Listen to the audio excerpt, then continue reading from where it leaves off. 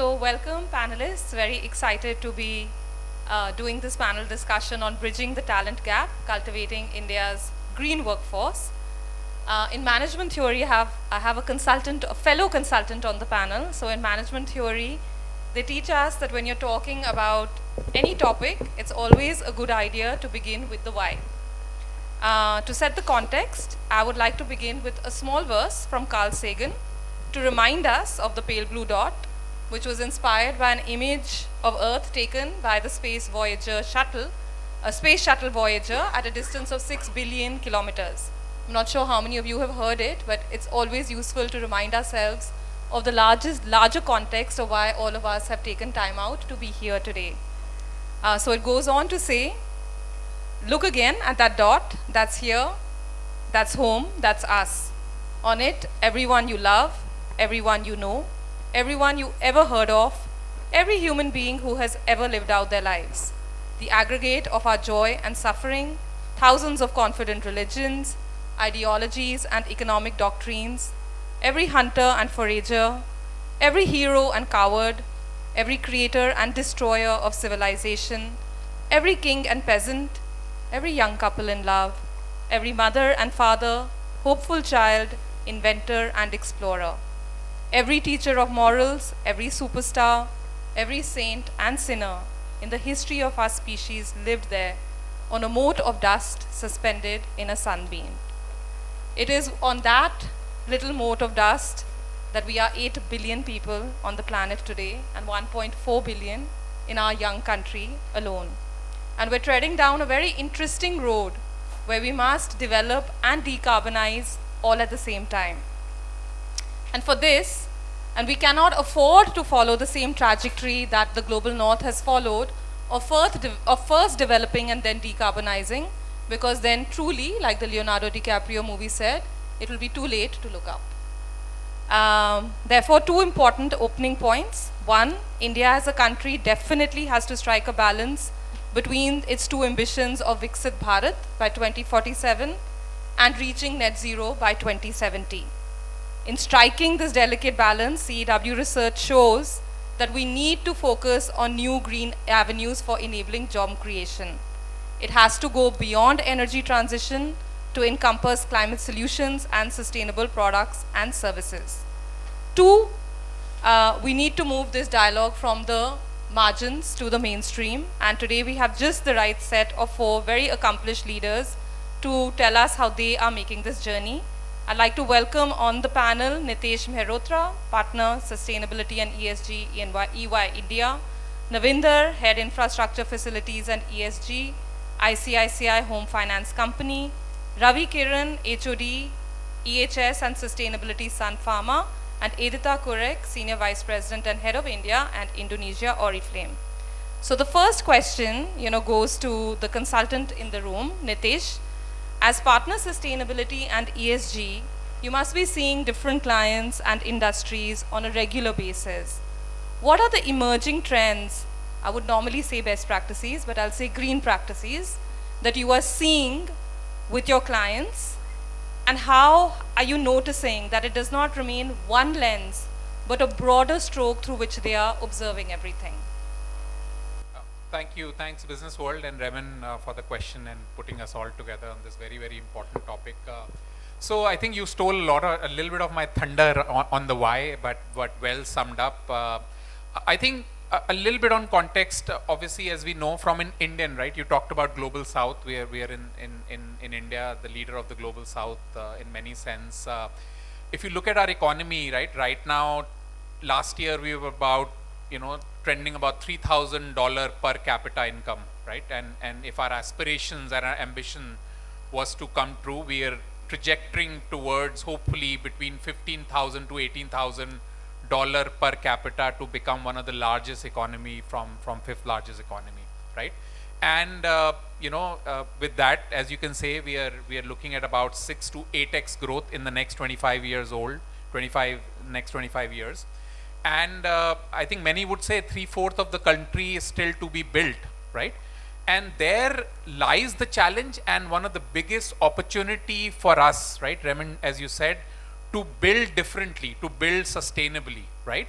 And I think it's one of the largest opportunity for us, as we call, from this transition that is happening, because India, as I said, 3/4 of the countries to be built ahead. And I think that is the importance of green skills, that we have skills differently, we build differently, right, as we grow.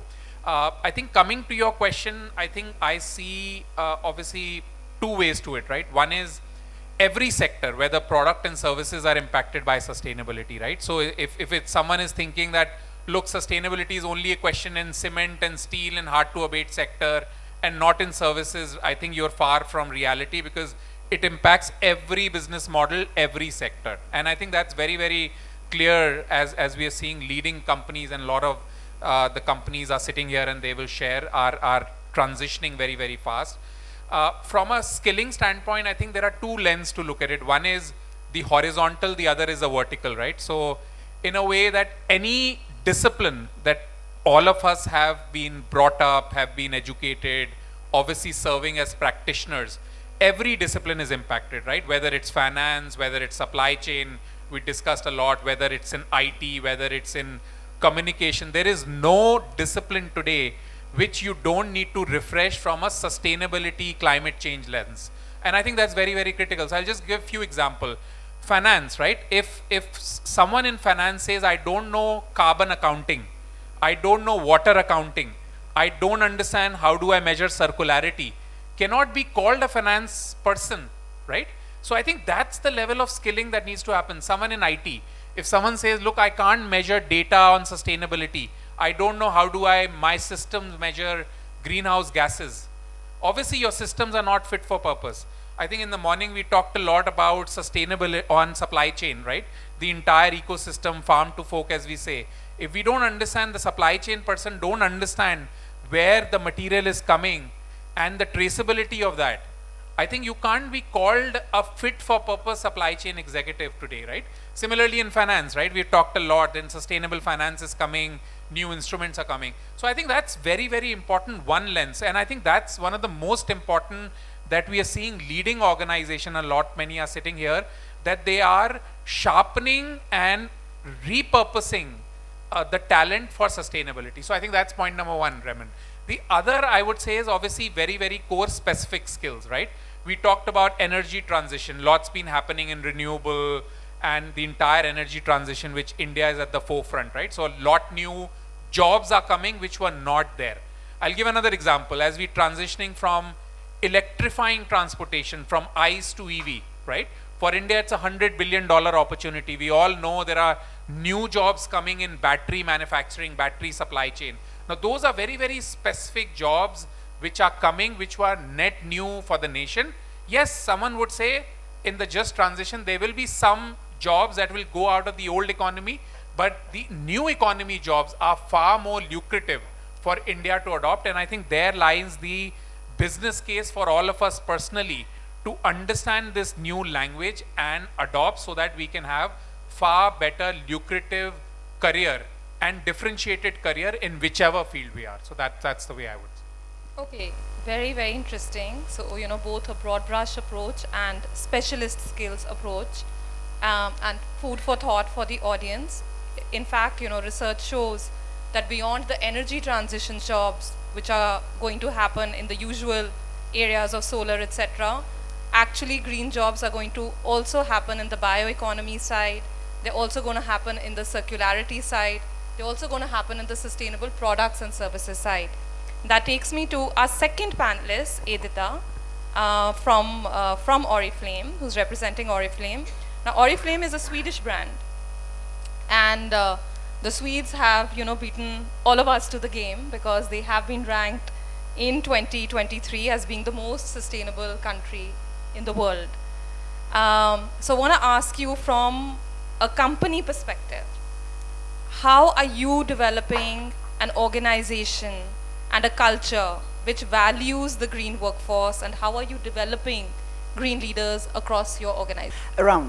Yeah, you're right, Sweden is clean. It's clean to the level you can't imagine if you have never been there. But it's clean not only because of the decisions government took, but it's also, or maybe first of all, green because of the awareness of citizens.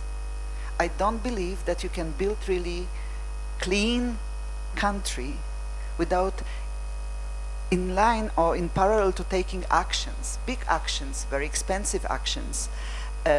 You leave the citizens without awareness. Because it all starts from each and every of us.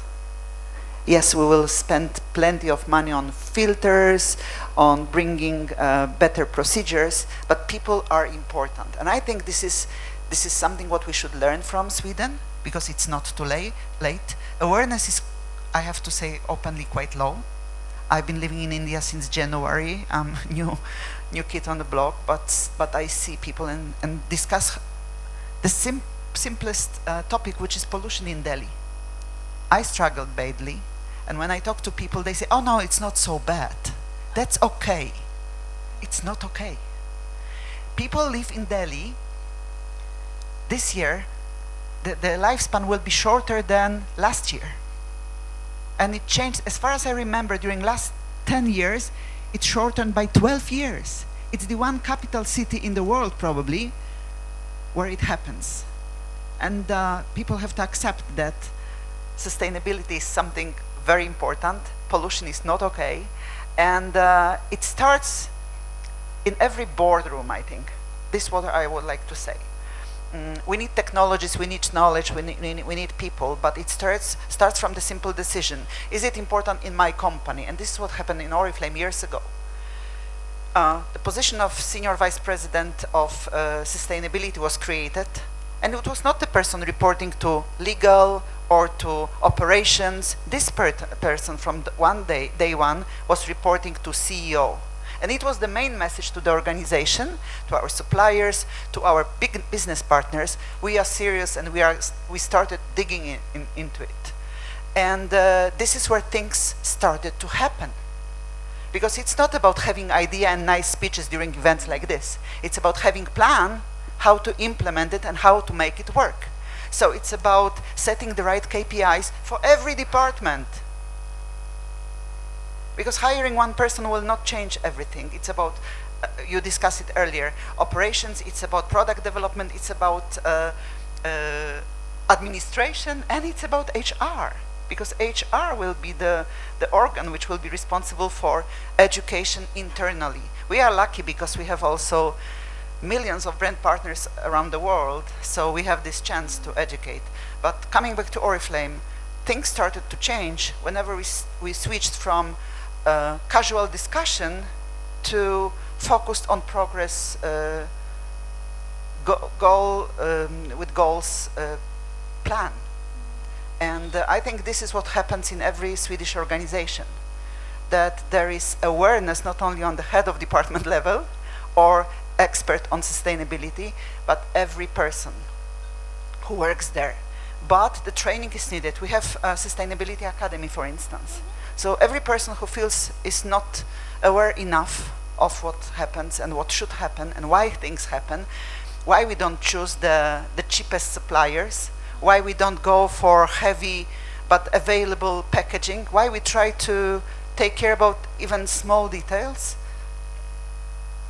we should talk about it and explain it. And this is what is done in Oriflame. Not only Sweden, but around the world. We are present in more than 60 countries. We do well because we were called by Financial Times the leader of sustainability 3 years in a row, and it's a big thing. I'm very proud of it. 100% of energy which we use in our offices around the world, manufacturing facilities, but also warehouses, is clean. Of course, we don't have panels on the roof, but we deal it with the way it's generally accepted. And I think we feel very good about it. There is another point. I mentioned education of employees, but there is also education of customers. Still, the price is the biggest decision-taking element. It's very difficult to manufacture sustainable products, clean products for the same price as average products. Still sustainability is more expensive. And it's again about education of the customers, how to read it. Because when the child is small, we feed the child with the best food, because we know the child will be growing, right? And the bones should be strong and the cells should be great.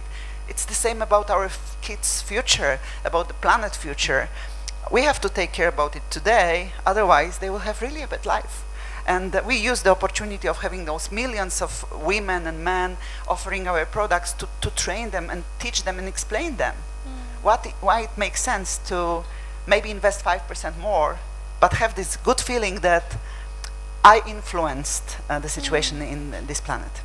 No. Wonderful, absolutely wonderful. And I think the ideas on the Sustainability Academy and having that intention of it starting right from the top, for it being a CEO decision, for the person who's holding sustainability to report into the CEO position is such a powerful message to the organization per se, that this is a place where sustainability is not one little lens through which we look at it, but the mainstay of who we are, how we approach life, how we approach our business, and the way we want to work. And it's quite natural, I think, for Indians, because you live in a beautiful country, amazing country, full of cultures and wonderful food and history, and you have such a huge respect to nature. The same respect Swedes have. They still hug trees because they believe that the energy comes from the trees, not everybody, but still. And here you also have so much respect to your country, to the land. And as you become bigger and bigger, there should be more respect to save this country, the good stuff about this country. So. Yes. So I think in India, as a developing country, we talk about wicked problems and we talk about the Trinity. And we often talk about the Trinity for decarbonization, the markets, and the government policies to support it. And I think we're looking for that Trinity to match. Usually when we encounter, it's a trade-off between one or the other. Either the government policy is not there to support it, or the market has not been created, or it's not possible. But what India is doing quite well today, even in terms of the climate leadership it's adopting, is to try and forge a pathway which will meet all of these goals simultaneously. So I want to move now to the other two gentlemen in the room.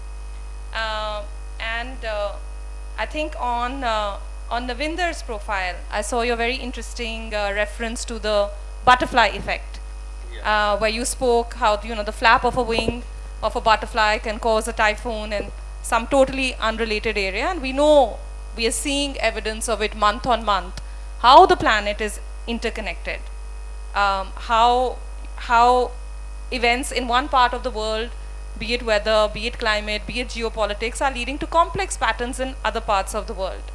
So the next question for you is, what can the typical evolving corporate in India do to close the ESG talent gap? And how can this perhaps create a butterfly effect over the broader ecosystem? Well, talking about the butterfly effect, it is so opportune that you asked me this question, because if I look at it, today India is exactly at that stage. All of you sitting here are butterflies today. I explain that further, So there has been a research saying that if a butterfly is flapping its wings, the small turbulence created has a chain effect to cause a typhoon in another country. And it has happened. So butterflies in Europe and the typhoon in Brazil was interconnected by the research. So one thing is that climate is borderless, and whatever is happening is borderless. So we have to think big, think in a systemic manner as to how we are all going to become swarms of butterflies to induce a change. Each one of you present here today it's not enough that if you only go back with some lessons for yourself or for your company or for your team. You should become ambassadors to speak more and more about it and gain more and more knowledge about it. that would impact a better change, a more lasting change. Coming to what corporates can do to close the talent gap, I think we don't need extraordinary talent to drive sustainability and ESG. We need to change the mindset, and the mindset comes from yourself.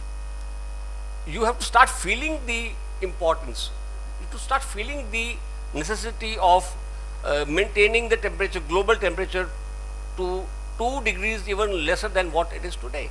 Because if it increases by 2 degrees more, then the change will be irreversible. So if those things are felt by you, you will be able to yourself drive these changes in the organizations that you are. However, from the point of view of managing this talent gap, well, there are several radical ideas striking me. One of them is to make the employees live the change. 1 week in a year or 3 days in a year for that employee who's been always in an urban environment. Make him undergo some kind of a module of training or living in those areas which are actually suffering. There are employees who come from villages, who come from rural areas, who got very good practices in their own villages, communities. Ask them to share those practices. Have exchange of ideas. In my company, what we did was we started creating living labs. Now, how living labs? There was one project which occurred to me after reading about it as to why I can't connect all my outdoor of the ACs to collect the water which is coming out. So today we have 500 liters in that building being generated out of nothing. So every day 500 liters being generated, which is used for gardening and other things. Similarly, we have things around energy saving, new initiatives. A lot of companies are coming up, startups are coming up with great ideas. They need adopters, early adopters. Why can't we become early adopters for them? So today there are 5 kinds of UATs happening in my company for various products which we are trying out. So that gives us the confidence to go further and gives confidence to the ones who are creating these products. So that's where the synergy lies. Also, there are NGOs, there are government bodies who are coming with a lot of plans. Like recently, last week, I had an interaction with a company which is dealing with a mission of recharging the groundwater. Now, as home finance company, we are giving loans to developers to create, those buildings. Now, can we have a system where we do these checks, these filterings, whether the groundwater where the projects are coming up is in a state which can be sustained, or does it need some intervention? So those kinds of things in each company, in each industry, if we try and look into and try and work towards it consciously, that is going to be the key change. And as other panelists brought out, we need to drive the change right from the top. The culture has to be created by the top. If the CXOs, the CEO believe in it and take the first step, there is no reason why others will not do it. So I would rather not focus too much of an external change required to close this gap, but a lot of awakening internally that has to happen. So that alone can bring about this change and that so-called butterfly effect. Thank you. I'll move to you, Ravi. Often when we are looking for, I'm part of a think tank. So my typical employee demographic is actually a researcher, and a researcher who's specializing in sustainability and various aspects of it. And very often we find that we have to go through 150, 200 resumes to find the right skill sets to fill, a particular role, because it's still an emerging and a niche area, especially for researchers. I want to ask you, on the talent side, are you finding that there is, in your experience at Sun Pharma and even beyond, how is the talent pipeline looking to fuel this type of mindset change, this type of adoption in India? Are you seeing any gaps, or how is it that you're viewing it? Yeah. Right now, I'm just seeing some interest in sustainability and ESG. In fact, I'm just pursuing a course in IMB, also 2-year program kind of thing. There are some elective courses on, especially on the building sustainable and livable cities, responsible business operations, or a green business management kind of thing. So earlier I heard that, you know, there is not much of interest shown by the students from premier institutes kind of thing. But since last 1 year, you know, people are really going ahead and pursuing that subjects. And now they are planning for a career, especially in the sustainability or ESG point of view. Apart from, you know, IIMs kind of thing, there is some other institutes also. NITI is there, for example, they offer in sustainability management. IIM Lucknow also, they are offering in sustainability management kind of thing, apart from various institutes. Now there is an interest, you know, there is increasing interest from that. That is point number from the external point of view. From the talent gap, from the internal of an organization, there are few departments where they are showing interest in other areas. For example, investor relations, whoever is handling it, now they are showing some interest in handling some ESG areas. Similarly, who handles the engineering function, now they are looking forward the SBTI, mainly the SBTI scope 1, scope 2 kind of things. So that is how the interest in researchers and everything is going on. So there is a kind of things are going on. Especially the other point of thing is, whatever the industry does is, they should have a sustainability portfolio for reaching that. What are the materiality topics? From there, we have to form who are the real ESG expertise required, and we need to prepare some a very good training calendar kind of thing, and we need to train them properly to achieve our sustainability goals. Okay, wonderful. I'm going to now ask 2 other follow-on questions, and anybody on the panel can feel free to take them. It's not directed at any one of you. But since we've spoken a lot about the importance of top-down, if any of you have any views on how government policies can play a role in shaping sustainability skills, that would be interesting to hear. And 2, of course, the tipping point across the world today is AI. So is there any intersection you're seeing between AI and sustainability, and how this could help to speed up the pace of change? That would be also interesting. So open to, you know, to any of you to take on whichever ones. Well, yes, on the government policy side, there has been one thing nagging me, and I would like to open this also to the forum maybe later on, if somebody wants to discuss this further, because this is not something which is just in my mind right now. We have this policy of ESG reporting only for the top 500 companies. Now what happens is, and it's a very live situation, what happens is these top 500 companies are coming up to the curve to, you know, do everything. But what about the rest? You know, it's giving a feeling to the rest of the industry कि अभी time है हमारे पास. So according to me, अब time नहीं है. So what could be done is, do not have that elaborate process of reporting what you have for the top 500 for the other ones. Have a mediocre standards of reporting for the next, say, 1000 or next 2000, and have some basic norms of reporting for everybody else, even for the MSMEs. No, at least it will give them the awakening, the realization that they have to step forward for this. Otherwise, I think just expecting the top companies to come to the play and allowing others to, you know, take their own time is not going to get that consciousness around the whole thing. Otherwise, we will be only driving scope 1, scope 2, and as you all know who are practicing these reportings, scope 3 becomes a problem. But what about if everybody starts doing scope 1, scope 2, there will be no requirement of scope. So yeah, so Reman, to your point, just adding the AI angle, I mean, that's been the buzzword. So you know, there is never a conference where there is no mention of AI, and I was hoping there won't be, but there is. And truth be told, there is a lot of intersection and maybe a lot to learn. I think couple of views. One is, I think sustainability or climate change and AI, right, are the 2 mega trends that we are facing at the moment, whether in terms of risk and opportunity, whichever way you look at it.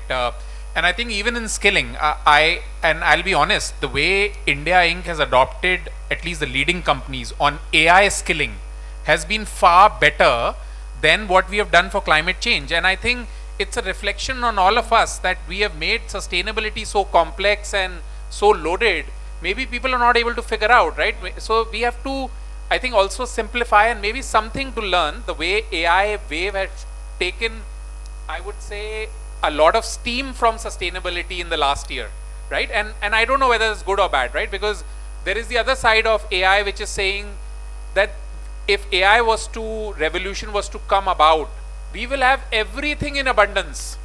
There will be no dearth of goods and services in this world, right? So that's that narrative also playing about, right? So I think there is lots to learn. The only other thing that I'll say coming to this topic is that I think on climate change, how do we predict things with AI is something that needs to be done.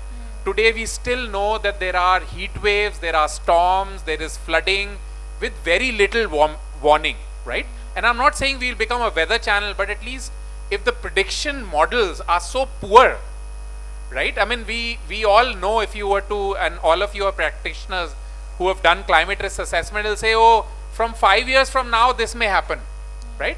But all of us are sitting here saying, sorry, don't tell me 5 years, tell me at least 5 months in advance, right? That's, you can't tell me 5 days.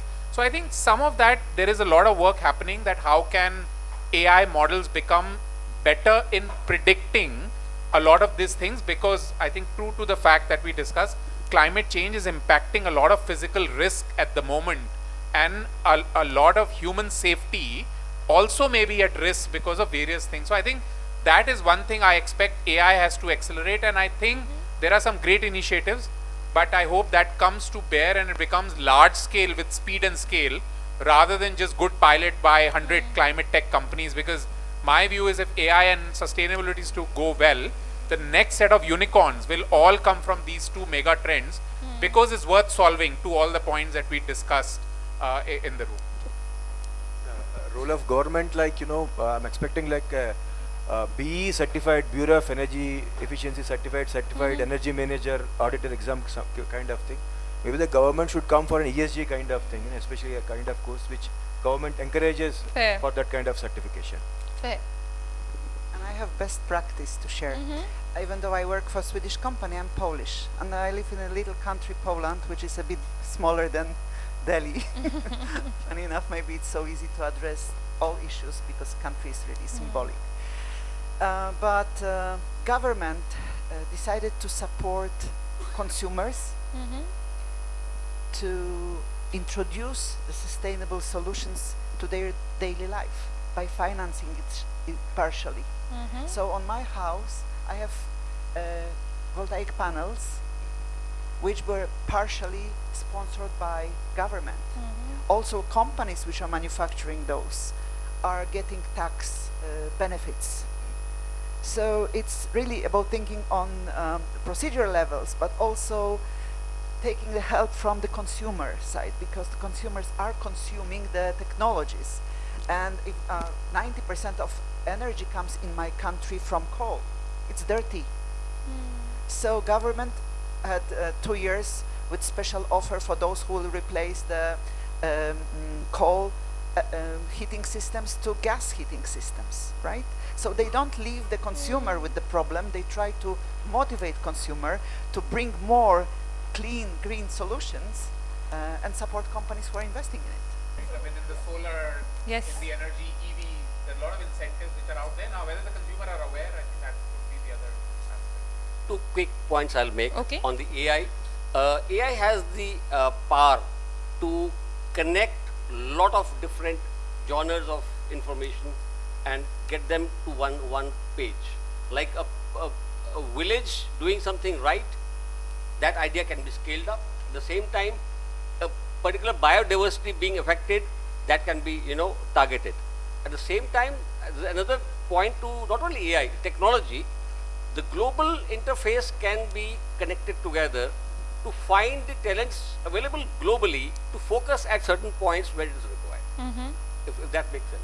Okay, fair enough. I would like to, thank all of the panelists. I think a very interesting discussion, and I think for our audience, I was capturing the takeaways from each of them, and really there are five main mantras which come out.